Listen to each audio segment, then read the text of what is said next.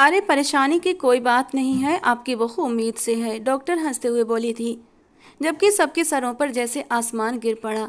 वहीं ईशा ने बेसाख्ता डॉक्टर की बात सुनी और फिर अविश्वास से वेदांत की तरफ देखा, जिसका दिल इस खबर पर एक अलग अंदाज में धड़क उठा था। नीरज ने भी हैरत और अविश्वास से उसकी तरफ देखा, जो खुद भी यकीन नहीं कर पा रही थी। आप सच कह रही हैं? मतलब कोई गलतफहमी तो नहीं हुई है ना? सुनैना जी ने एक आखिरी उम्मीद से पूछा। इस पर डॉक्टर ने हैरत से उन्हें देखा था, जैसे उसे यकीन न हो कि कोई सास अपनी बहू की उम्मीद के होने पर खुश नहीं है। जी हाँ, मैं सच कह रही हूँ, ये वाकई उम्मीद से हैं। वो दोबारा से अपने शब्दों पर जोर देती हुई बोली। डॉक्टर की ये बात सुनकर नीरज ने उन्हें बाहर आने का इशारा किया। डॉक्टर के वहाँ से जाते ही सरला जी उसकी तरफ बढ़ी और उसके चेहरे पर थप्पड़ों की बारिश कर दी। किसकी गंदगी पाल रखी है तूने अपने पेट में? क्या करती फिर रही थी हमारे पीछे? किसका गंदा खून है ये? वो मारते हुए सवाल पर सवाल किए जा रही थीं। उनकी मार की शिद्दत सह न पाने पर ईशा बुरी तरह रो पड़ी। वो कुछ कहने की कोशिश कर रही थी, मगर सरला जी सुनने को बिल्कुल भी तैयार नहीं थी। ईशा, इस बार सुनैना जी ने अपनी सास को पीछे करते हुए उसके करीब आकर कहा, किसका बच्चा है ये? वो भी बेसाख्ता पूछने लगी। उनके शब्दों में यकीन टूटने की चुभन साफ झलक रही थी। ईशा रोते हुए वेदांत की ओर बढ़ी। आप कुछ बोल क्यों नहीं रहे वेदांत? वो उसके कंधे पर हाथ रखती हैरत से पूछने लगी, जबकि वेदांत एक झटके में ही उसे परे झटक गया। अपने गंदे हाथ दूर रखो मुझसे, वो उसे धक्का देते हुए बोला, जिस पर वो गिरते गिरते बची और वहीं ठिठक कर उसे देखने लगी। आंखें हैरत से फैल गई थीं। वो ये क्या कह रहा था? उसे समझ नहीं आया। क्या वो इस बच्चे को अपना मानने से इनकार कर रहा था? अचानक ही माहौल में घुटन सी भर गई थी। वो 2 कदम पीछे हुई और अचानक ही सिर नाम में हिलाने लगी। बोलो, जवाब दो, किसका बच्चा है ये? सुनैना जी ने सख्ती से पूछते हुए कहा। और वेदांत से क्या पूछ रही हो? बताओ, किसकी गंदगी है? उनके चिल्लाने पर ईशा जमीन पर बैठती चली गई और आंसुओं में डूब कर बोली, ये गंदगी नहीं है, यह पवित्र नहीं है, ये पवित्र है। इस हवेली के इकलौते बारिश का बच्चा है ये, जो अब खामोशी से मेरी इज्जत का तमाशा बना रहा है। उन सबके मुंह से बार बार अपने बच्चे के लिए गंदगी शब्द सुन सुनकर वो बुरी तरह सिसकते हुए बोली थी, और उसकी इस बात पर हर तरफ सन्नाटा छा गया था। वो डरते डरते उसके कमरे में कदम रख चुकी थी। वो बेड पर औंधे मुंह किए लेटा हुआ था। ईशा उसके कमरे में पहले भी कई बार आ चुकी थी, मगर उसकी मौजूदगी में पहली बार आई थी। वो आना नहीं चाहती थी, मगर दादी जी की दहाड़ से डरकर कदम रख ही दिए थे। अभी वो उसकी ड्रेसिंग टेबल की ओर बढ़ ही रही थी कि वो करवट बदल गया। उसके यूं करवट लेने पर उसका खूबसूरत चेहरा सामने आ गया। गोरी रंगत, खड़ी ऊंची नाक, खूबसूरत होंठ और ब्राउन दाढ़ी उसके चेहरे पर बेहद खूबसूरत लग रही थी। वो यहाँ किस मकसद से आई थी वो ये भूल गई थी, बस उसे देखती चली गई। वो वाकई खूबसूरत था, मगर उसकी खड़ी नाक उसकी सुंदरता को और भी निखार रही थी, और आंखों का खेल तो अभी भी बाकी था। शायद उसकी नज़रों की तपिश का असर था कि उसकी नींद में खलल पड़ा था। उसने हल्की सी आंखें खोली। इससे पहले ही ईशा अपना रुख मोड़ चुकी थी। वो कमरे की सफाई करने ही लगी कि उसकी दहाड़ एकदम गूंज उठी।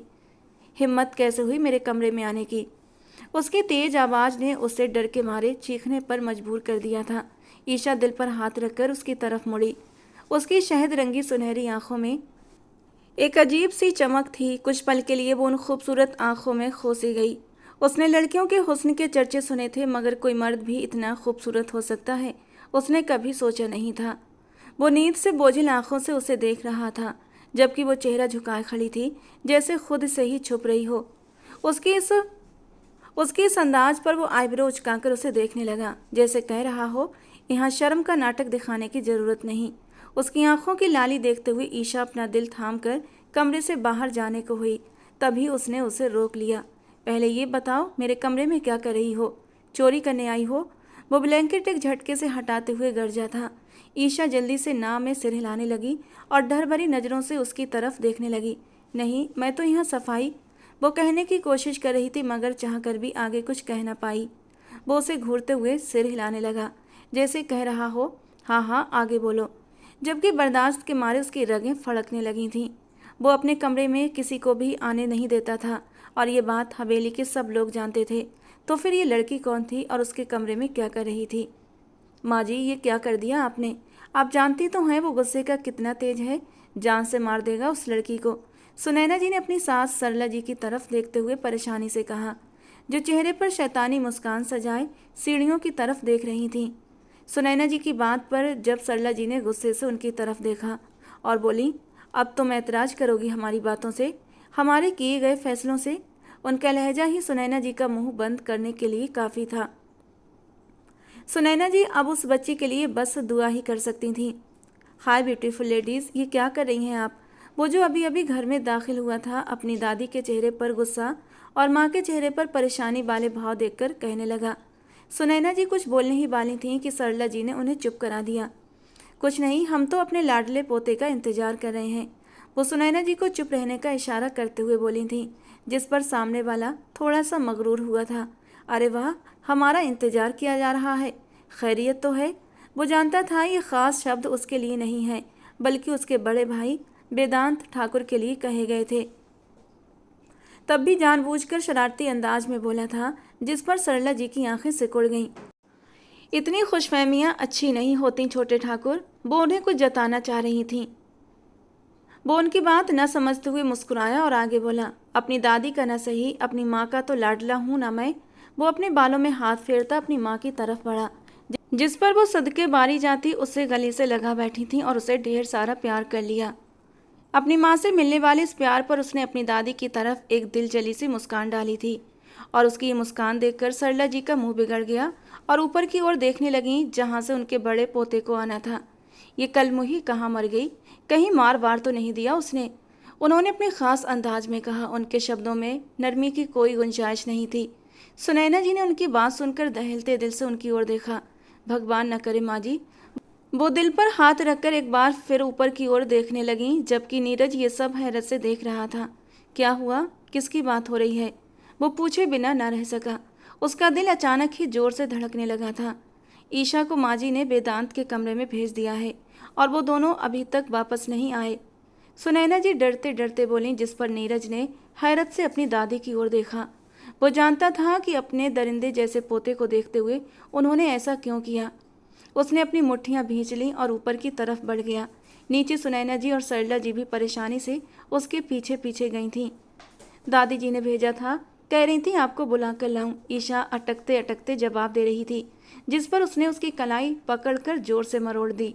दर्द की तेज लहर उसके बाजू में उठी और वो चीख पड़ी, झूठ बोल रही हो मेरे साथ। वो बेहद गुस्से से उसके मुंह पर गरजा था। वो डरते डरते सर नामे हिलाने लगी। नहीं, मैं झूठ नहीं बोल रही, उन्होंने ही मुझे। वो कुछ कहना चाहती थी कि तभी अगले ही पल वेदांत ने उसके मुंह पर एक जोरदार थप्पड़ जड़ दिया। उसके इस जोरदार थप्पड़ से वो कुछ कदम पीछे जाकर गिरी थी। कितना जालिम था ये इंसान। उसे अपना सर बुरी तरह चकराता महसूस हो रहा था, जबकि वो एक बार फिर नीचे झुककर उसके चेहरे को अपनी पकड़ में लेकर उसकी आंखों में आंखें डाल गया। आइंदा मेरे कमरे में आने से पहले 100 बार सोचना, वो उंगली उठाकर वार्न करता हुआ बोला, जिस पर ईशा बुरी तरह रोती हुई सिर हाँ में हिलाने लगी। सामने वाले को क्या कुछ याद नहीं आया था? उसे देखकर उसकी जान, उसकी ज़िंदगी, उसका गुरूर, उसका दिल, सब कुछ लुट चुका था। कुछ भी तो उसे नहीं मिला था। एक रिश्ता था उसके पास और वो रिश्ता हमेशा हमेशा के लिए उससे दूर हो गया था। ये लड़की जो उसके दुश्मन की सबसे करीबी थी, उसी के कमरे में खड़ी थी, तो वो खुद पर कैसे कंट्रोल कर सकता था? उसका दिल चाहता था इस लड़की को अभी के अभी ख़त्म कर दे और अपने दिल को थोड़ा सुकून दे, मगर फिर भी उसने थोड़ा रहम दिखाया और पाँव की ठोकर से जोर से ईशा को मारा। वो एक बार फिर नीचे गिरी और उसने दोबारा उसे ठोकर मारी और फिर वॉशरूम की तरफ बढ़ गया। इससे पहले कि वो वॉशरूम में दाखिल होता, कमरे का दरवाज़ा खुला और पीछे से वो तीनों अंदर दाखिल हुए। उन्हें यूँ अपने कमरे में फूली सांसों के बीच देखकर वो समझ चुका था कि वो क्यों आए हैं, और तभी वो जोर से हंस पड़ा। अगर मुझसे इतना डर लगता है तुम सबको, तो करते ही क्यों हो तुम ऐसे काम जो मुझे दरिंदा बनने पर मजबूर कर दें। वो साइड पर रखी टेबल से बांस उठाकर ज़मीन पर दे मारता है और बुरी तरह चीखा। उसका ये पागलपन भरी हालत देखकर नीरज और सुनैना जी ने अफसोस से सरला जी की ओर देखा, जो अब अनजान बनकर अपनी नज़रें इधर उधर घुमा रही थीं। उनकी इस लापरवाही को देखते हुए सुनैना जी ने अफसोस से सिर हिलाया और मन ही मन भगवान से प्रार्थना की, हे भगवान जी, मेरी सास को एक अच्छा इंसान बना दे, उनके दिल में अच्छाई पैदा कर दे। फिर वो आगे बढ़ी और नीचे गिरी हुई ईशा को सहारा देकर उठाया। ईशा उनके सहारे उठने लगी और उसकी आंखों से आंसू बहते देखकर सुनैना जी का दिल भर आया। कुछ नहीं हुआ मेरी जान, सब ठीक है, चलो मेरे साथ। वो उसकी कांच जैसी हरी आंखों से आंसू पोंछते हुए मोहब्बत से बोली। उनकी इतनी मोहब्बत देखकर ईशा फूट फूट कर रो पड़ी। उसे यूं रोते देखकर नीरज ने कहर बरसाती नज़रों से बाथरूम के बंद दरवाजे को देखा। तभी अंदर से फिर से किसी चीज़ के टूटने की आवाज़ आई थी। अगर अब मेरे कानों में किसी के रोने की आवाज़ गूंजी तो मैं उसकी जान लेने से भी परहेज नहीं करूँगा। वो दहाड़ता हुआ अंदर से गरजा था। वो अब न सिर्फ चीज़ें तोड़ रहा था बल्कि बाहर खड़े सबको चेतावनी भी दे रहा था। उसकी इस दहाड़ पर ईशा डर कर सुनैना जी के सीने से लग गई थी। लेकर चलो इन्हें, नीरज ने अपनी माँ को इशारा किया, जिस पर वो सर हिलाती हुई ईशा को लिए अपने कमरे की ओर बढ़ गई। ठाकुर हवेली में प्रताप ठाकुर की हुकूमत चलती थी। उनकी शादी सरला जी से हुई थी। सरला जी का एक बेटा था सूरज ठाकुर, और सूरज ठाकुर की शादी सुनैना जी से हुई थी। उनके 2 बच्चे थे, वेदांत ठाकुर और नीरज ठाकुर। प्रताप ठाकुर के गुजर जाने के बाद सूरज ठाकुर अपनी माँ, बीबी और बच्चों के साथ लंदन जाकर शिफ्ट हो गए थे। यहाँ सुनैना जी की दोस्ती प्रभा जी से हुई। जब परदेश में कोई अपने देश का मिल जाए तो वो दिल के बेहद करीब लगता है। फिर प्रभा जी और सुनैना जी में काफ़ी गहरी दोस्ती हो गई थी। दोनों सगी बहनों की तरह एक साथ रहती। प्रभा जी की शादी को 1 साल हुआ था और वो भी अपने पति के साथ लंदन में ही रहने आ गई थी। कुछ महीने बाद उन्होंने 2 जुड़वा बेटियों को जन्म दिया। लेकिन बच्चियों को जन्म देने के बाद प्रभा जी काफ़ी बीमार हो गई थीं और बच्चियों की देखभाल नहीं कर पा रही थीं। ऐसे में सुनैना जी ने ही दोनों बच्चियों की देखभाल बिल्कुल एक माँ बनकर की थी। उस वक्त उनके अपने दोनों बच्चे भी इतने बड़े नहीं थे, इसीलिए 2 नवजात बच्चियों को संभालते संभालते वो बहुत थक जाती थीं। फिर एक मेड का इंतजाम किया गया और बच्चियों को टॉप फीट पर रखा गया। प्रभा जी की हालत सुधरने में कम से कम 2 साल लग गए थे और ये पूरे 2 साल तक सुनैना जी उन बच्चियों की माँ बनकर रहीं। ये कहना गलत नहीं होगा कि दोनों बच्चियां रिया और ईशा अपनी माँ से ज़्यादा सुनैना जी के करीब रहीं। जैसे तैसे वक्त गुजर गया, बच्चे जवान हो गए। रिया की शादी विपुल से हुई, जो शादी के 1 साल बाद ही उसे तलाक देकर अलग हो गया था। इस कैद से आज़ाद होकर रिया अपने देश हिंदुस्तान लौट आई और वहीं रहकर नौकरी करने लगी। लंदन में उसका आना जाना बहुत कम होता था। जब भी आती तो सिर्फ और सिर्फ अपनी बहन से मिलने। प्रभा जी और उनके पति की 3 साल पहले कार एक्सीडेंट में मौत हो चुकी थी। पीछे ईशा बची थी, जिसका सुनैना जी के अलावा इस दुनिया में कोई अपना नहीं था। वो किसके सहारे जीती, कौन उसके सर पर हाथ रखता, उसका तो कोई भी नहीं था। वो आंसू पोंछती चुपचाप एक कोने में पड़ी रहती। सुनैना जी दिल की बहुत नरम औरत थीं और उन्होंने तो इन बच्चियों को अपना बच्चा समझकर पाला था। वो उसे बेसहारा कैसे छोड़ सकती थीं। मासूम बच्ची की उदासी और तन्हाई देखी न गई, इसीलिए वो उसे अपने साथ अपनी हवेली में ले आई। ईशा को हवेली लाने पर सबसे ज़्यादा गुस्सा सरला जी को आया था। उन्होंने बहुत बाबेला मचाया और ईशा को अपनी हवेली में रखने के लिए सख्त मना कर दिया। लेकिन सुनैना जी ने उन्हें जैसे तैसे मना लिया। जब से ईशा ठाकुर हवेली आई थी, दादी की खरी खोटी बातों ने उसे उतनी तकलीफ नहीं पहुंचाई थी जितना उस दरिंदे ने उसका जीना हराम कर रखा था। आंटी जी, मुझे यहाँ नहीं रहना। रिया से मेरी बात करवा दें या फिर मुझे किसी एनजीओ में भेज दें प्लीज़। वो न जाने क्यों बहुत ज़्यादा डरी हुई थी। वो इस घर में किसी भी कीमत पर रहना नहीं चाहती थी। सुनैना जी ने उसकी बात पर होंठ भींच लिए। अगर वो रिया से बात करती तो यकीनन रिया उसे अपने साथ इंडिया ले जाती, क्योंकि रिया को अपनी बहन ईशा से बहुत मोहब्बत थी। लेकिन फिर भी वो ऐसा नहीं चाहती थी, क्योंकि रिया खुद भी स्ट्रगल कर रही थी। उसका वहाँ अपना कुछ भी नहीं था। अगर वो ईशा को अपने साथ ले जाती तो उस पर बोझ और भी बढ़ जाता। तभी वो ईशा को समझाने लगी, बेटा आप उसके कमरे में गई थी, तभी तो वो गुस्सा कर रहा था, इसीलिए अपने आपे से बाहर हो गया था। कुछ दिन बर्दाश्त कर लो मेरा बच्चा। वो मोहब्बत से उसके बाल सहलाते हुए बोली, डर को दिल से निकाल दो बेटा। जब तक तुम डर को खुद पर हावी होने दोगी तब तक वो तुम्हारे सर पर सवार रहेगा। और ईशा रोते हुए उनके सीने से लग गई और धीरे धीरे उसकी थकान और डर नींद में बदलने लगा। सुनैना जी उसे थपथपाते हुए सुलाने लगी। सो जाओ मेरी बच्ची, सब ठीक हो जाएगा। उनकी मीठी मीठी बातें सुनते सुनते ईशा नींद की आगोश में समा गई। वहीं दूसरी तरफ वेदांत अपने कमरे में बैठा था। उसके सामने एक डायरी खुली पड़ी थी। उन पन्नों पर लिखे शब्द उसकी रगों में तूफान मचा रहे थे। उसकी उंगलियां उन शब्दों पर फिसल रही थीं, जैसे वो हर अक्षर को अपने सीने में उतार लेना चाहता हो। डायरी में लिखा था, हर्षित, शादी के बाद हम दोनों इंडिया जाकर नैनीताल वाले घर में रहेंगे। वहाँ हमें कोई भी डिस्टर्ब नहीं करेगा। ये रिया के शब्द थे। उसकी आंखों में चमक, उसकी मुस्कान, उसका सपना सब उन पन्नों में कैद था। वो आगे पढ़ने लगा। लेकिन इतनी ठंड में कैसे रह पाएंगे, उसने रिया से पूछा। हर्षित ने मुस्कुराते हुए उसके माथे पर चुम्बन दिया और बोला, अरे सर्दियों में हम वापस आ जाया करेंगे मैडम, और जैसा मेरी जान कहेगी वैसा ही होगा। रिया खिलखिलाकर हंस पड़ी थी। पापा मान जाएंगे, उसने डरते डरते पूछा। हर्षित ने उसे अपनी बाहों में भींचते हुए कहा, क्यों नहीं मानेंगे, मुझ में कौन सी कमी है। और फिर जिन्हें तुम खुशफहमियाँ कह रही हो ना, वो मेरा खुद पर कॉन्फिडेंस है मैडम। रिया उसकी बातों पर शर्म आ गई थी। उस पर उसे दुनिया की सबसे खूबसूरत चीज़ बस हर्षित की बाहों में रहना ही लगा था। लेकिन तभी हवा के झोंके कानों में फुसफुस आ गए। तुम्हारी खुशियाँ ज़्यादा देर टिकने वाली नहीं हैं। तुम्हारी ज़िंदगी में एक तूफान आने वाला है। रिया और हर्षित बेखबर अपनी ही दुनिया में खोए हुए थे। वेदांत ने डायरी बंद की, मगर आंसू उसकी पलकों पर ठहर नहीं पाए। फ़ोन की घंटी बजी तो उसने जल्दी से आंखों की नमी पोंछी और फ़ोन उठाया। क्लाइंट से बात करता हुआ वो बालकनी में चला गया, लेकिन दिमाग उसका कहीं और भाग रहा था। फ़ोन रखते ही उसने डायरी को अलमारी में छिपाया और गाड़ी की चाबियां उठाकर घर से बाहर निकल पड़ा। उसकी आंखों में कुछ ऐसा था जैसे वो किसी बड़े फैसले तक पहुंच चुका हो। इस बात को 3 दिन गुजर चुके थे। ईशा डर से इस कदर सहमी हुई थी कि अपने कमरे से बाहर नहीं निकल रही थी। खाना भी अपने कमरे में मंगवा लेती। उसके दिल पर उस दिन की चोट इतनी गहरी थी कि वो उसका सामना दोबारा नहीं करना चाहती थी। मगर जिस तरह से वो उससे डरकर भाग रही थी, सामने वाला मानो सब कुछ भूल चुका था। उस रात ईशा बिस्तर पर बैठी हुई थी कि तभी खाना खा रही थी कि तभी उसकी नज़र छत पर गई। वहाँ एक बड़ी सी छिपकली लटकी हुई थी। उसकी आंखें चौड़ी हो गईं और अगले ही पल एक दिल दहला देने वाली चीख उसके होठों से निकली थी। वो बुरी तरह उछलकर बिस्तर से नीचे कूद गई और दीवार से चिपक कर जोर जोर से चीखने लगी। उसी वक्त नीरज वहाँ से गुजर रहा था। उसकी चीखें सुनकर वो घबरा गया और दौड़ते हुए कमरे में दाखिल हुआ।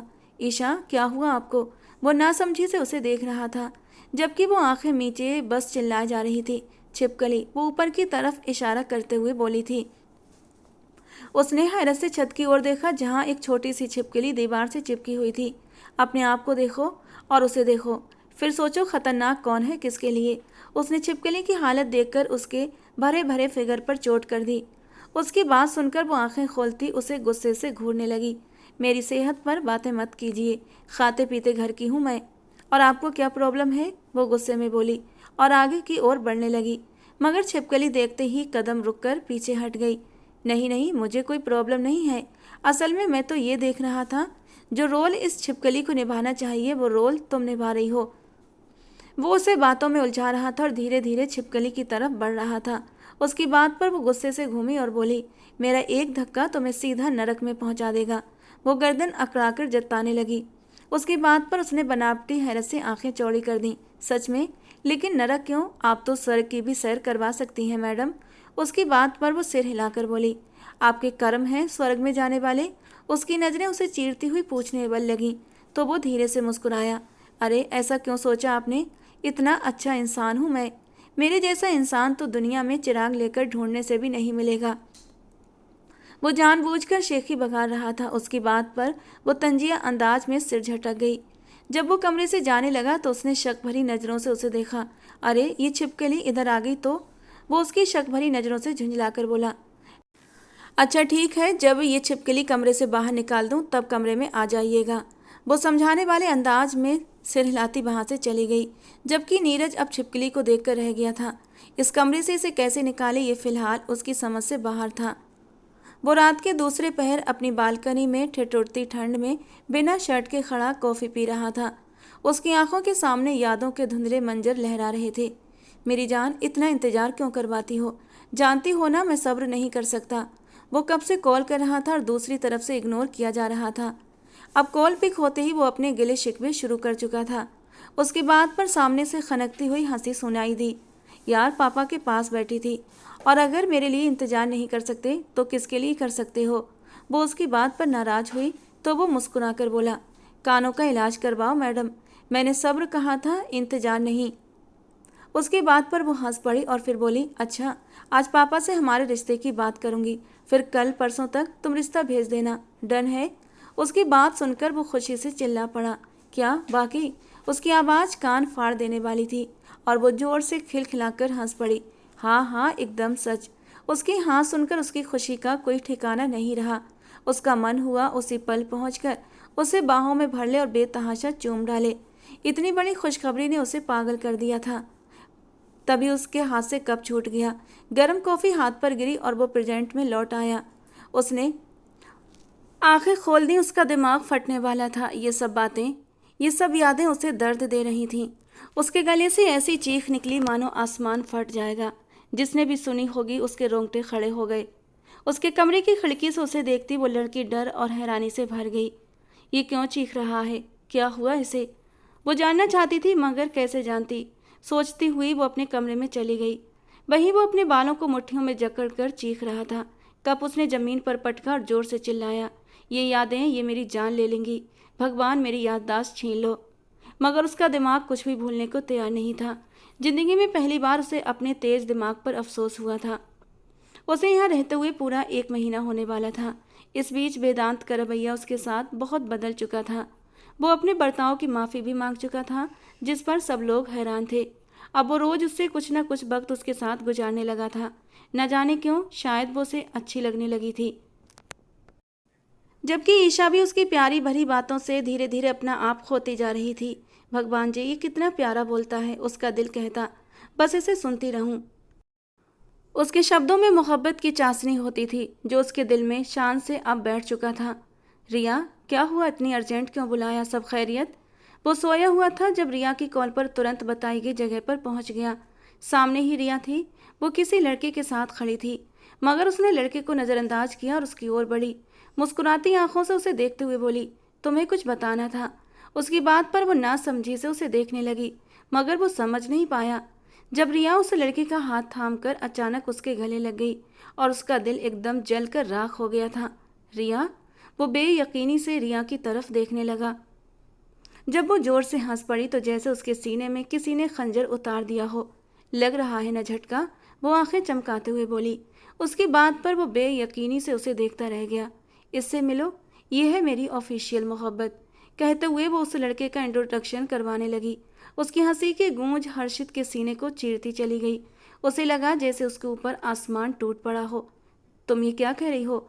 वो फटी फटी निगाहों से उसे देखता रह गया। तभी वो उसके बिल्कुल करीब आई। उसके गाल पर अपनी उंगलियां ट्रेस करते हुए बोली, पहले पहल मुझे देखे बिना मुझे रिजेक्ट कर दिया था ना तुमने? तो मैंने भी सोचा क्यों ना तुम्हें मोहब्बत के जाल में फंसाया जाए। उसकी उंगलियों का स्पर्श उसके गाल पर था, मगर उसके दिल में मानो किसी ने आग भर दी हो। वो लगभग बेजान होकर फुसफुसाया, तो तुम्हें मुझसे मोहब्बत नहीं थी?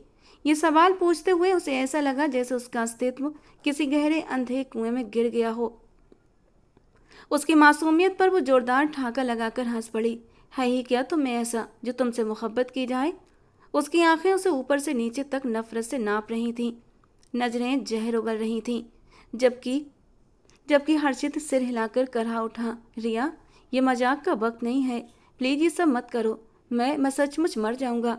उसकी आंखों में आंसू थे, आवाज में सिसकियां, मगर उसकी बात का उस पर रत्ती भर असर नहीं हुआ।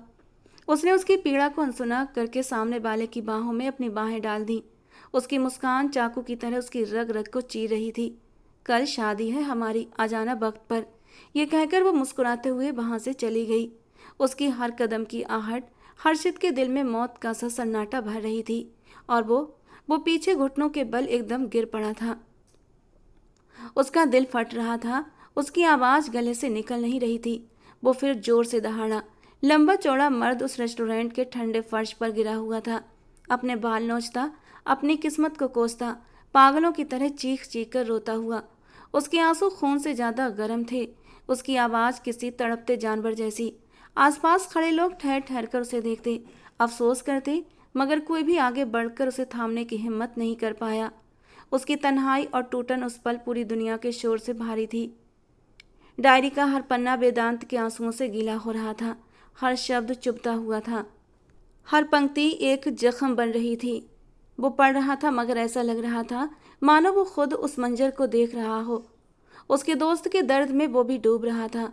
हर्षित ने अपने जीने के हर पल को इस डायरी में यूं उतारा था कि पढ़ने वाला सिर्फ पढ़ता नहीं बल्कि उसे जीता था, महसूस करता था। रिया की बेवफाई का जहर उसकी रगों में इतना गहरा उतर चुका था कि वो इसे सह न सका और अपनी जान ले ली। और जब से हर्षित की मौत हुई थी, वेदांत ठाकुर की जिंदगी में भूचाल आ गया था। वो रोते रोते एक पागल बन चुका था। उसकी आंखों में सिर्फ और सिर्फ नफरत थी। वो अब इंसान नहीं रहा था, एक दरिंदा बन चुका था।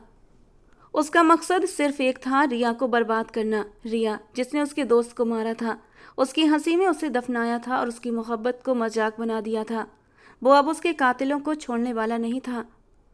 आप कब तक तैयार होंगी? वो जो अपनी मेकअप को आखिरी टच दे रही थी, अचानक आफत पर बौखलाई। पीछे ही दरवाजे के साथ वेदांत आंखों में मोहब्बत का समंदर लिए उसे देख रहा था। जबकि उसके यूं देखने पर वो शर्माई, लजाई और फिर जल्दी से ड्रेसिंग टेबल की तरफ मुड़ गई। हो गई, बस हो गई। उसकी तरफ पीठ किए हुए उसने जल्दी जल्दी अपने गालों पर ब्लश किया था। लाल सेब जैसे गाल और भी लाल हो गए थे। कांच जैसी हरी आंखों पर हाथों का हुनर और भी कहर ढा रहा था। लाल होठ मुस्कुराहट में ढले उसके दिल पर बिजलियां गिरा रहे थे। घर में सब लोग इस शादी पर गए हुए थे। ईशा को वेदांत ने पहले ही मना कर दिया था कि उसे घर वालों के साथ नहीं जाना है, और इसीलिए उसने तबीयत खराब होने का बहाना बना दिया था। और वेदांत से तो घर में किसी की पूछने की कोई हिम्मत ही नहीं थी। वो तो अपने मन का मालिक था। अब सबके जाने के बाद वो उसे कहीं लेकर जा रहा था। लेकिन वेदांत, हम कहाँ जा रहे हैं? हर तरफ अंधेरा महसूस करती वो डरी हुई बोली। तभी वो पीछे से उसकी कमर पर हाथ रखकर उसे अपनी बाहों में ले गया। जान, इतना डर क्यों रही हो? अंदर चलो, एक सरप्राइज प्लान किया है तुम्हारे लिए। मोहब्बत से कहते हुए वो उसे भीतर ले गया। वो उस पर यकीन करती कदम दर कदम उसके साथ बढ़ गई। यहाँ बैठो, मैं अभी आता हूँ। उसे लॉन्ज में एक सोफे पर बिठाते हुए वो साइड में गया और किसी को कॉल करने लगा। फिर उसकी ओर लौटा। वो उसे लगातार देख रही थी। उसकी आंखों में अजीब सी मोहब्बत थी। ऐसे क्यों देख रहे हो? बताइए ना, क्यों आए हैं हम यहाँ पर? वो अपनी उंगलियों से खेलते हुए धीरे से पूछने लगी। उसकी बात पर वो मुस्कुरा दिया। अभी कुछ देर में पता चल जाएगा। वो उसके करीब आकर उसके पैरों के पास बैठा और उसके हाथ थाम कर बोला। वो उसे गौर से देखती रही। प्लीज़ बताइए ना। उसके शब्द अधूरे से थे। न जाने क्यों उसका दिल अचानक तेजी से धड़कने लगा। जान, मेरी जान, उसके चेहरे को अपने हाथों के प्याले में भरते हुए बोला। शादी कर रहे हैं हम दोनों। उसके चेहरे पर जैसे आसमान टूट पड़ा। उसकी आंखें चौड़ी हो गईं। वो उसे देखे जा रही थी। शादी? शब्द जैसे टूट टूट कर उसके होठों से निकले थे। वो बेहद सुकून से मुस्कुराया और सर हाँ में हिला दिया। लेकिन क्यों? वो फौरन अपनी जगह से उठकर खड़ी हुई। पल भर में ही उसकी आंखों में आंसू आ गए थे। जब वो उसे वापस सोफे पर लेकर बैठा, उसके चेहरे को हाथों के प्याले में लेकर उसे छूने लगा। क्योंकि मुझे तुमसे मोहब्बत है, इसीलिए। वो उसके आंसू साफ करता हुआ बोला, जिस पर वो सर धीरे से हाँ में हिला गई। लेकिन ये ठीक नहीं है। रिया भी यहाँ नहीं है, कोई नहीं है। हम ऐसे कैसे? वो पैनिक होते हुए बोले जा रही थी। वो आगे बढ़ा, उसके होठों के बिल्कुल करीब अपने होठ लाते हुए बोला। मेरी जान, मेरी जान, क्यों मुझे मजबूर कर रही हो कि मैं इस रिश्ते को जायज़ रिश्ता बनाने से पहले ही कोई शरारत कर दूं और इस रिश्ते को दागदार कर दूं? उसके नरम गुलाबी होठों को गहरी निगाहों से देखता हुआ वो बोला। उसकी बात पर वो शर्म से निगाहें झुका गई। ये ठीक नहीं है वेदांत। उसने कुछ कहना चाहा मगर उसने उसके होठों पर उंगली रख दी। मुझसे मोहब्बत करती हो ना? वो उससे पूछने लगा। जबकि ईशा ने उसे ऐसे देखा जैसे कह रही हो, अब भी पूछ रहे हो? जब तुम्हारे साथ बिना जाने एक अनजान जगह पर चली आई हूँ तो और भी सबूत चाहिए। उसकी आंखों में जवाब देखकर वो दिलकशी से मुस्कुराया था। है ना मोहब्बत? दोबारा सवाल दोहराया। उसने सर हाँ में हिलाकर धीमे से कहा, है मोहब्बत। फिर उसने उसके हाथ थाम लिए, अपने होठों तक लाते हुए बोला, तो तुम्हें तो खुश होना चाहिए कि तुम्हारी मोहब्बत अब एक जायज़ रिश्ते से जुड़ रही है। वो उसे मोहब्बत से समझाने लगा। कुछ पल के बाद वो खामोश रही, फिर बोली, लेकिन वेदांत, सबके बगैर इतना बड़ा कदम उठाना? वो उसे कुछ समझाना चाह रही थी मगर उसने उसे फिर से चुप करा दिया। कोई सबके बगैर नहीं, हम अपना ग्रैंड रिसेप्शन करेंगे ना सबके साथ मिलकर। तो फिर चलो अब तैयार हो जाओ, पंडित जी भी आने वाले हैं। उसने उसके गाल थपथपाते हुए कहा। उसकी बातें जैसे जादू कर गई थीं और वो सर हाँ में हिला गई। सच में शादी करना कोई गुनाह तो नहीं था, बल्कि ये तो उसकी मोहब्बत की जीत थी। तभी तो उसकी बात मानकर वो शादी के लिए राजी हो गई। कुछ ही देर बाद पंडित जी और उसके कुछ करीबी दोस्त आ गए थे। मंत्रों की गूंज में 7 फेरे लेकर वो दोनों एक खूबसूरत रिश्ते में बंध गए। कुछ देर पहले जो उसके लिए अजनबी था, अब उसकी जिस्मो जान का मालिक बन चुका था। अच्छा हुआ आप आ गए, मैं कब से आपका इंतजार कर रही थी। वो कमरे में आते ही गहरी सांस लेते हुए बोली। उसकी बात पर वो उसे शौक से देखने लगा। वो मतलब घर जाना था ना हमें। वो शर्म से लाल होते हुए सफाई देने लगी। उसकी आंखों में मचलते जज्बात देखकर वो बुरी तरह परेशान हुई थी। वो धीरे से हंसा। यार, अभी बीबी के साथ वक्त तो गुजारने दो थोड़ा सा। वो आगे बढ़ा, अपनी शर्ट उतार कर फेंकी और एक ही झटके में उसके करीब पहुंच गया। अचानक इस आफत पर वो बुरी तरह बौखलाई। वेदांत, वो धीमे से बोली। यस मेरी जान। उसकी गर्दन पर अपनी नाक रगड़ते हुए वो बुरी तरह कुर्बान हो गया। एक हाथ से उसके दुपट्टे की पिन निकाली और दुपट्टा दूर जा गिरा। ये क्या कर रहे हैं आप? वो हैरत से उसे देखती हुई बोली। वो उसकी आंखों में देखते हुए गहरे सुकून से बोला। सुकून हासिल कर रहा हूँ। फिर उसके लाल भरे भरे होठों को अपनी पकड़ में लेकर उसे मचलने पर मजबूर कर गया। पहली बार किसी मर्द का स्पर्श महसूस करते ही उसके पूरे वजूद में सनसनी की लहर दौड़ गई। जब उसके नरम मुलायम होठों का जाम पीते हुए वो बुरी तरह मदहोश हो गया था। उसकी शिद्दत से बरसती मोहब्बत हर लम्हे उसे भी बेसुध करती जा रही थी। वो उसके होठों को अपनी पकड़ में कैद कर दांतों से हल्का सा कट दे गया, जिससे उसकी सिसकियां और तेज हो गईं। एक हाथ से उसकी मुलायम धड़कनों को सहलाता हुआ वो उसे बुरी तरह मदहोश कर रहा था। वेदांत प्लीज़। उसके होठों से मुश्किल से अपने आप को छुटाती वो पीछे हुई थी। शर्म के मारे सर नहीं उठा पा रही थी। उसकी हल्की सी आवाज़ में बेचैनी और मोहब्बत की तड़प साफ झलक रही थी। वो उसकी मासूमियत पर सर हिलाते हुए और भी बेकाबू हुआ। एक झटके में उसने उसे बेड की ओर धकेला। खुद को अचानक बेड पर गिरा पाकर वो घबराकर चीख पड़ी और उसकी तरफ देखने लगी। वेदांत, आखिर तुम्हारे इरादे क्या हैं? उसकी आंखों में लाल डोरे थे जो साफ बयां कर रहे थे कि वो अब किसी भी हद तक जाने को तैयार है। क्या करने का इरादा रखते हैं आप? वो कांपती हुई आवाज़ में पूछने लगी। उसकी निगाहों में डर, मोहब्बत और भरोसा एक साथ झलक रहा था, जबकि वो उसकी बात पर उसकी शर्ट को एक झटके से उसके वजूद से अलग करता उसके सवाल का जवाब दे गया था। जबकि वो उसकी हरकत पर बौखलाती अपने बाजुओं को सीने पर बांधती खुद को उससे छुपाने लगी। ये मत करो यार। उसे अपना वजूद खुद से छुपाते देखकर वो उसके कान के करीब आते हुए धीरे से सरगोशी करते हुए कहने लगा। फिर उसके बाजू को अपनी पकड़ में लेकर उन्हें ऊपर की तरफ फोल्ड कर गया, जबकि वो अपनी हालत पर शर्म से लाल पड़ती आंखें बंद कर गई। और वेदांत ने उसकी झुकी लंबी घनी पलकों की झिलमिल को अपने होठों से छू लिया। वेदांत, ये गलत है। ठीक है, मैंने तुम्हारे कहने पर शादी कर ली, लेकिन अभी घर वालों को कुछ नहीं पता है। वो उसे समझाना चाहती थी जब वो फिर से उसके होठों को अपनी पकड़ में ले गया। अपनी शिद्दत उसके नरम होठों पर उतारने के बाद वो फूलती सांसों से उसके कान के करीब झुका था। मेरे लिए बस ये शादी मायने रखती है। तुम मेरी पत्नी हो और अब तुमसे सुकून हासिल कर सकता हूँ मैं। वो साफ शब्दों में बोला था, जबकि उसका मतलब जानकर वो होठ भींच कर रह गई। वो सही कह रहा था। वो उसका पति था और उसकी तलब पर उसे इनकार नहीं कर सकती थी। तभी बिना कुछ बोले उसके गले में अपनी बाहों की पकड़ मजबूत कर दी। उसकी मर्जी देखकर वो मुस्कुराता हुआ उसके माथे पर होंठ रख गया। कुछ ही देर में उसकी आंखों को चूमने के बाद उसकी गर्दन की तरफ आता, वहां अपने होंठ रखता उसकी गर्दन पर अपने स्पर्श की निशानियां छोड़ने लगा, जबकि उसकी पकड़ में वो बुरी तरह जबकि वो तड़पती मचलती उसे और भी मदहोश कर रही थी। उसकी गर्दन पर लाल निशान देता अब की बार वो उसकी नरम धड़कनों पर झुका था और बुरी तरह उनसे खुद को सुकून दे रहा था, जबकि उसकी मचलती हुई लबों से सिसकियां निकलने लगी थीं। उसके होठों से मदहोश सिसकियां सुनकर वो पागल हो उठा और उसे और खुद को हर पर्दे से आज़ाद करता तेजी से उसकी नाजुकी में उतरता दोनों की जान एक कर गया। उसकी इस बेरहम शिद्दत पर कई आंसू उसकी आंखों से टूट कर गिरे थे। वो सारी रात उस पर अपनी शिद्दतें लुटाता, उसे और ख़ुद को सुकून की इंतहा पर ले जाता और दुनिया जहान से बेगाना कर गया था, जबकि वो पूरी तौर पर ख़ुद को उसके हवाले करके उसकी शिद्दतें बर्दाश्त कर रही थी। वो उसकी मोहब्बत था, उसका पति था। उसको हक देते हुए उसके दिल में थोड़ी झिझक मौजूद थी, मगर उसकी मोहब्बत के आगे वो झिझक कहीं दूर जा सोई थी। वो उसके कानों में मोहब्बत से सरगोशियाँ उड़ेलता उसकी ज़िंदगी के ये पल यादगार बना रहा था, जबकि वो खुद को खुशकिस्मत लड़कियों में गिनती करती एक हक से इन प्यार भरे लम्हों को समेट रही थी। पूरी रात वो उस पर टूट कर बरसा था, जबकि वो उसकी ही बाहों में उसी से शर्माती, उसी के सीने में पनाह लेती।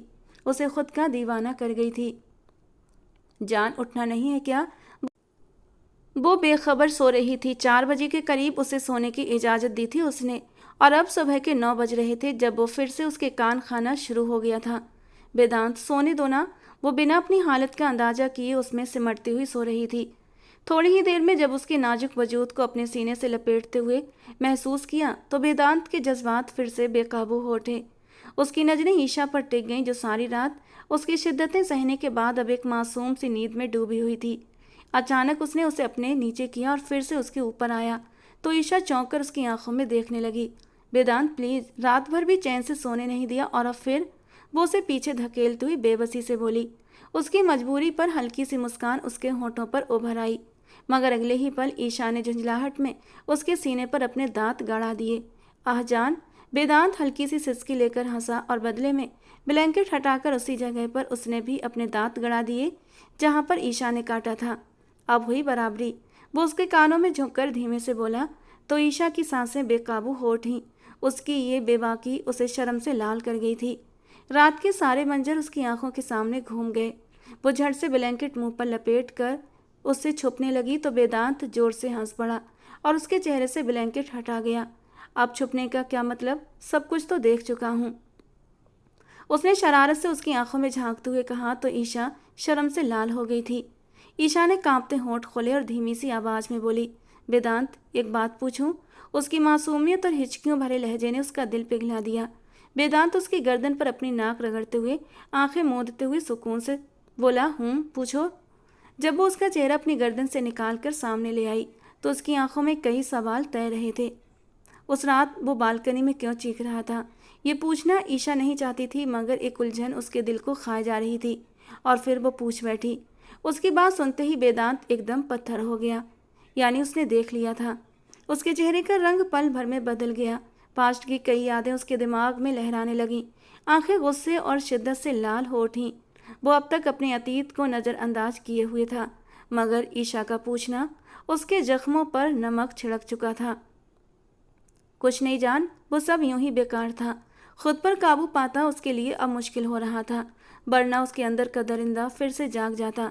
उसे यूं टूटता देख ईशा उसके होठों पर अपने होठ रख गई और बड़ी ही मोहब्बत से बोली, आप मुझे बता सकते हैं, मैं आपके दर्द पर मरहम बन सकती हूँ।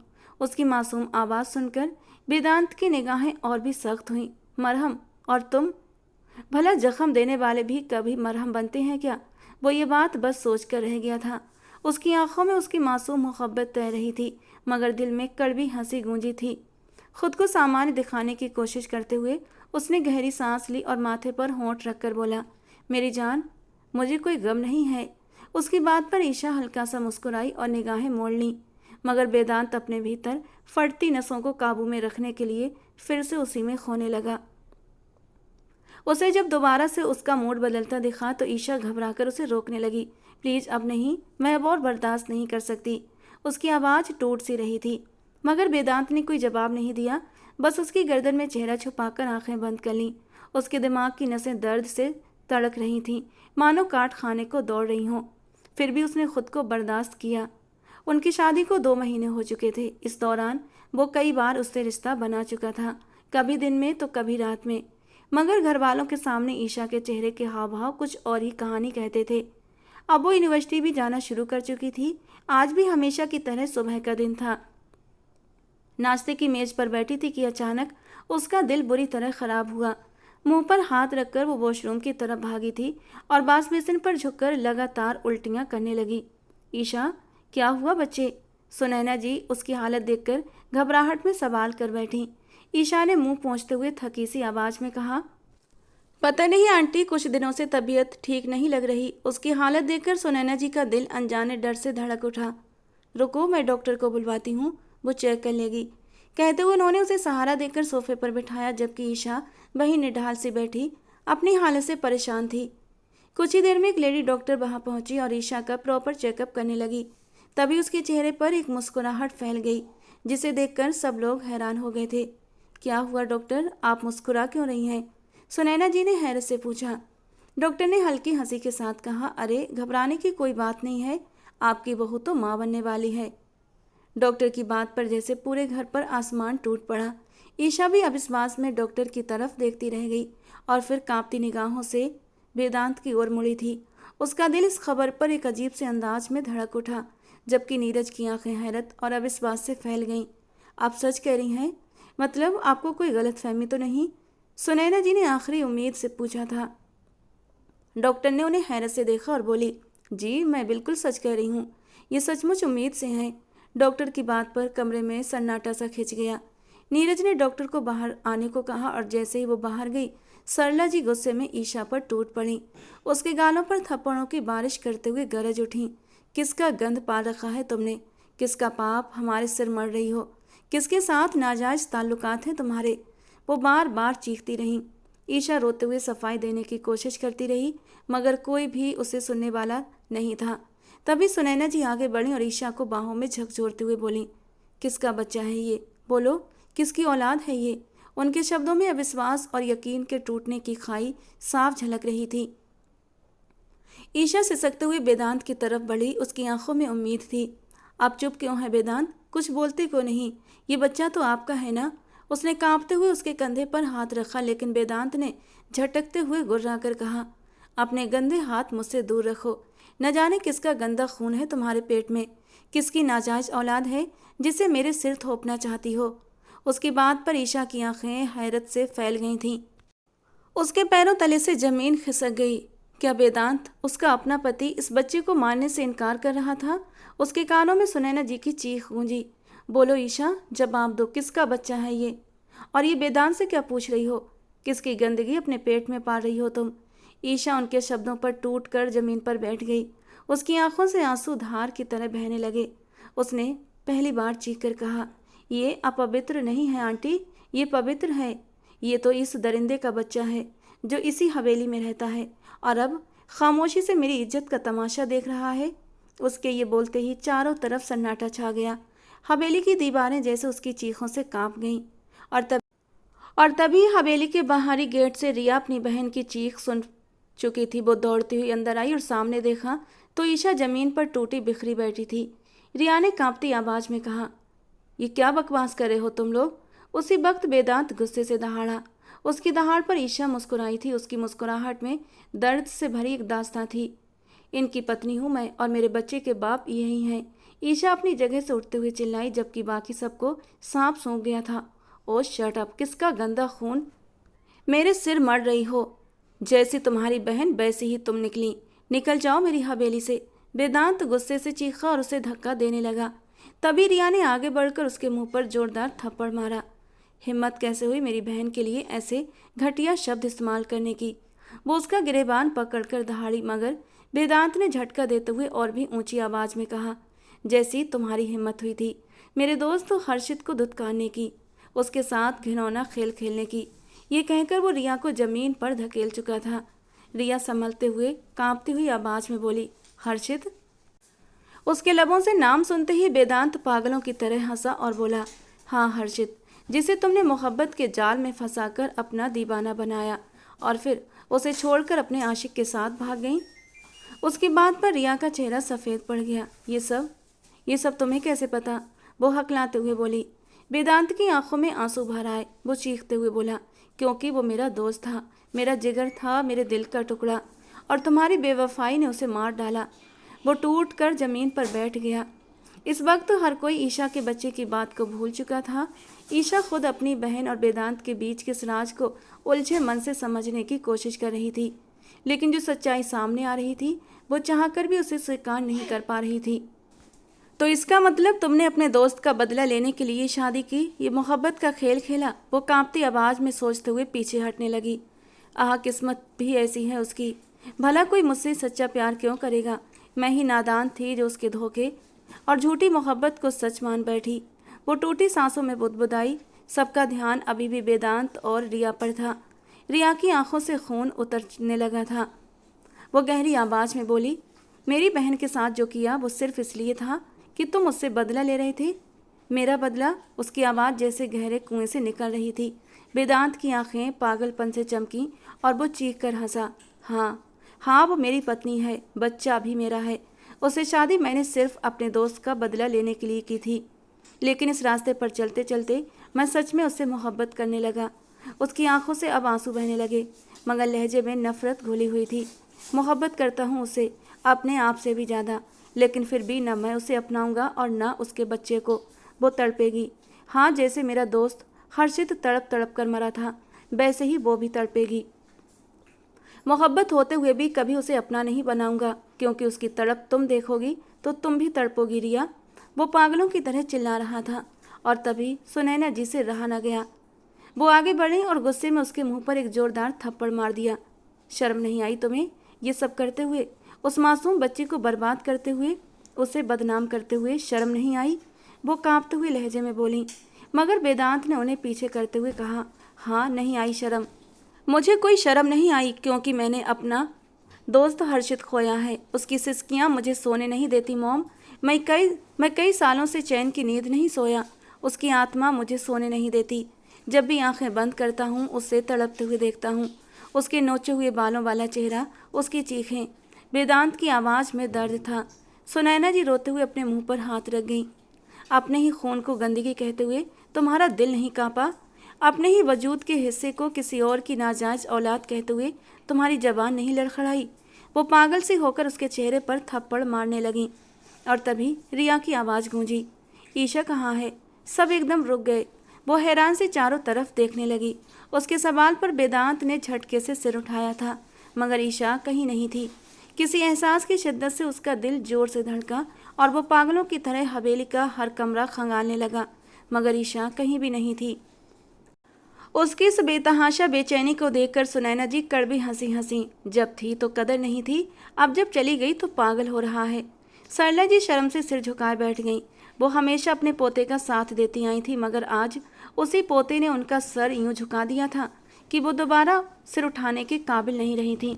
और तभी रिया चीखी, अगर मेरी बहन को कुछ भी हुआ वेदांत ठाकुर, तो मैं तुम्हारी नस्लें बर्बाद कर दूंगी। उसकी चीख पर वेदांत के कदम रुक गए। वो ठंडी आवाज़ में बोला, ऐसी बातें कम से कम तुम्हारे मुंह से तो अच्छी नहीं लगती। और फिर वो तेजी से बाहर भागा।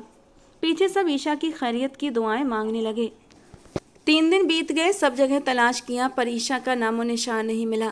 वो टूटे दिल के साथ आज भी मायूस हवेली लौटा था, जहाँ रिया सोफे पर बैठी उसका इंतजार कर रही थी। तुमने मेरी मासूम बहन से बदला लेकर अच्छा नहीं किया वेदांत। वो बेकसूर थी। उसकी आंखों से आंसू झर रहे थे। वेदांत कुछ बोले बिना अंदर की ओर बढ़ा, तभी रिया की आवाज़ ने उसे रोक दिया। हर्षित से मुझे आज भी मोहब्बत है वेदांत। उसकी आवाज़ पर वो एकदम ठिठका, फिर लंबे लंबे कदम भरते उसके सामने पहुंचा और उसका चेहरा अपनी पकड़ में दबोच लिया। उसका नाम मत लेना। उसकी आंखों से जैसे खून टपक रहा था, मगर रिया उसकी गिरफ्त में हंस दी। मेरे अंदर बाहर हर जगह सिर्फ उसी का नाम है, उसी की गूंज है। उसकी आवाज़ दर्द से कांपी। वेदांत अविश्वास से उसे देखने लगा। मैंने जो कुछ किया वो अपनी मर्जी से नहीं किया था वेदांत। उसकी आंखों से आंसू छलक उठे। वो विपुल, उसने अपने पति का नाम लिया और वहीं ढह गई। उसने धमकियां दी थी मुझे, कहा था कि अगर मैं उसके अलावा किसी और की हुई तो वो हर्षित को मार देगा, ईशा को मार देगा, माँ पापा को मार देगा। लेकिन मैं उसकी धमकियों को कभी सीरियस नहीं लेती थी। फिर एक रात उसने हर्षित पर हमला करवा दिया। उस रात मेरे दिल में खौफ पैदा हुआ। तब हर्षित बच गया था और मैं भी कुछ समय बाद उस हादसे को भूल बैठी थी। लेकिन फिर उसने माँ पापा पर अटैक करवा दिया और वो बच नहीं सके। हम उनकी मौत को एक हादसा समझ रहे थे, मगर वो हादसा नहीं था। वो जानबूझकर करवाया गया कत्ल था। फिर भी मैंने हर्षित को नहीं छोड़ा। तब उसने ईशा को कैद कर लिया और उसकी रिहाई की शर्त यही रखी कि मैं उससे शादी करूं। अपनी बहन की खातिर मैंने ये कदम भी उठा लिया। हर्षित की मोहब्बत में माँ बाप कुर्बान कर दिए, लेकिन बहन को कुर्बान नहीं कर सकती थी। अगर बहन भी चली जाती तब भी हर्षित को मार देता। मैं क्या करती? मैं टूट गई थी, मगर उसके सामने झुक गई। वो एक दरिंदा था जिसने मेरी बहन को अगवा करके उसकी इज्जत की धमकियां दी थी मुझे। और आज तुमने भी उसी बहन को इस्तेमाल करते हुए उसे मुझसे छीन लिया। रिया रोते हुए हकीकत बता रही थी। पूरी सच्चाई जानने के बाद वेदांत ठाकुर शर्म से गड़ गया। सही कहते हैं, हर नज़र आने वाली चीज़ सच नहीं होती। हर्षित की बातों और उसकी डायरी पर आंख मूंद कर भरोसा करके उसने उस नाजुक सी जान पर सितम ढा दिए। खुद से उसे नफरत होने लगी। असली जालिम रिया नहीं, जालिम तो वेदांत ठाकुर था। वो बेजान सा अपने कमरे की ओर चला गया। अपनी बीवी और बच्चे को खोकर जो वो जुल्म कर चुका था, उसका पछतावा अब उसे अंदर ही अंदर खा जा रहा था। वो रोज ईशा को ढूंढता, रोज तलाश में भटकता, सुबह निकलता और शाम को मायूस लौटा था। पागल हो गया था, बावला हो गया था। सुनैना जी और सरला जी उसे समझाने की कोशिश करती, मगर उसे किसी भी पल होश नहीं था। 4 साल, पूरे 4 साल गुजर गए। हर कोई अपनी ज़िंदगी में बिजी हो गया था। नीरज ने डूबते हुए बिजनेस को दोबारा संभाला और अपनी मेहनत से खड़ा कर दिया। वक्त की मार ने सरला जी को और भी बूढ़ा कर दिया। अपने पोते की हालत ने उनका जीना मुहाल कर दिया था। आदि, तंग मत करो चाचू को, कॉल की है ना, वो आ जाएंगे। ईशा आदि की जिद पर झुंझलाती हुई बोली, मगर आदि रोता ही रहा। ईशा उसे चुप कराने के लिए गोद में लेकर बाहर आई। आ गए चाचू, वो मुस्कुराती हुई बोली ही थी कि सामने खड़े इंसान को देखकर उसके कदम जड़ हो गए। 4 साल बाद वे दोनों आमने सामने थे। एक की आंखों में हसरत, पछतावा और मोहब्बत थी, तो दूसरे की आंखों में नफरत, जुनून, बदला और तिरस्कार। मोहब्बत, बस मोहब्बत गायब थी। ईशा दरवाज़ा बंद करने ही वाली थी कि पीछे से रिया और बाकी सब भी वहीं पहुंच गए। सबको एक साथ देखकर ईशा बुरी तरह चौंक गई थी। रिया आगे बढ़ी, ईशा को गले लगाया और उसका हालचाल पूछने लगी। वेदांत ने गौर से दोनों को देखा, मगर दोनों के बीच पहले जैसी गर्मजोशी ही थी। ऐसा नहीं लग रहा था जैसे वो पहली बार मिल रही हो। तभी आदि हंसते हुए उसकी ओर बढ़ा और हाथ मिलाया। ईशा उसे अपनी गोद में समेटते हुए मुस्कुरा दी। उनके बीच की नज़दीकी देखकर वेदांत का दिल कसक उठा और वो रिया की तरफ मुड़ा। तुम यहाँ पहले भी आ चुकी हो? उसने ठंडी आवाज़ में पूछ लिया। रिया आंखें घुमाती बोली, हाँ तो मेरी बहन का घर है। वेदांत के दांत भिज गए। ये बहन का घर तब कहाँ था जब मुझे रोज़ झूठी तसल्ली देती थी? जब मेरा खून जलता था तब कहाँ थी? वो दांत पीसते हुए गुर्राया, जिस पर वो नाक से मक्खी उड़ाने वाले अंदाज में हाथ हिलाकर बोली और वेदांत को साइड होने का इशारा कर दिया। इधर पकड़ाओ मेरा बेटा। वेदांत अपने बेटे को देखकर तड़पती प्यासी नज़रों से उसे मांगने लगा। तभी पीछे से ईशा की ठंडी आवाज़ गूंजी, मेरे बेटे को कोई भी पवित्र इंसान हाथ नहीं लगाए। उसकी बात सुनकर वेदांत के होंठ भिज गए। दादी की जान, यहाँ आओ मेरे पास। सुनैना जी की आवाज़ पर बच्चा उनकी ओर पलटा और झट से उनकी गोद में चढ़कर बैठ गया। ऐसा लग रहा था जैसे दोनों आपस में काफ़ी गहरी तरीके से घुले मिले हैं। ये सब देखकर वेदांत हैरान था। इसका मतलब आप सब लोग जानते थे कि वो यहाँ है? उसके सवाल पर सबके चेहरों पर दबी हुई मुस्कान तैर गई। कितने दोगले हो तुम सब। वेदांत का गला भर आ गया। हवेली में मुझे तसल्ली देते रहे, मुझे सब्र करने को कहते रहे, और यहाँ ये सब छुपा रहे थे। उसके शब्दों में टूटा हुआ शिकवा था। उसकी आंखों में गहराई से उतरती मासूमियत देखकर ईशा का दिल पल भर को धड़क उठा। वेदांत उसकी तरफ बढ़ा, उसकी आंखों में डूबते हुए बोला, मैं सच में माफ़ी मांग रहा हूँ ईशा। उसके होंठ कांप रहे थे। ईशा ने ठंडी हंसी हंसते हुए मुंह फेर लिया। माफ़ी? तुम्हारे जैसे लोगों की माफ़ी का कोई वजह नहीं होता। अगले ही पल वेदांत ने अचानक उसके पैरों पर गिरकर उसके पैरों को थाम लिया। ये क्या कर रहे हो?